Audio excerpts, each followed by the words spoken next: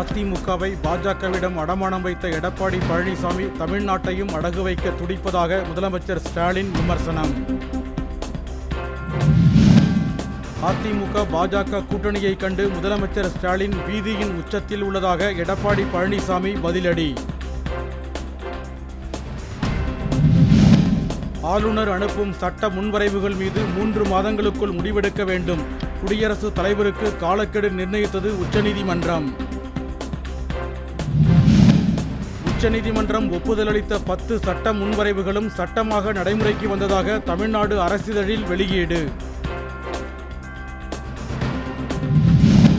சென்னையில் நடைபெற்ற நிகழ்ச்சியில் தமிழ்நாடு பாஜகவின் புதிய தலைவராக பொறுப்பேற்றுக் கொண்டார் நயினார் நாகேந்திரன்.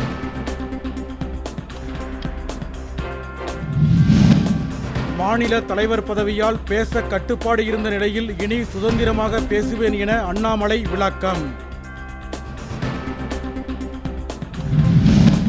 மாநில அளவிலான வல்லுநர் குழுவின் ஒப்புதல் பெற்ற பிறகே கோவில் சீரமைப்பு பணிகளை செய்ய வேண்டும் என்று சென்னை உயர்நீதிமன்றம் திட்டவட்டம்.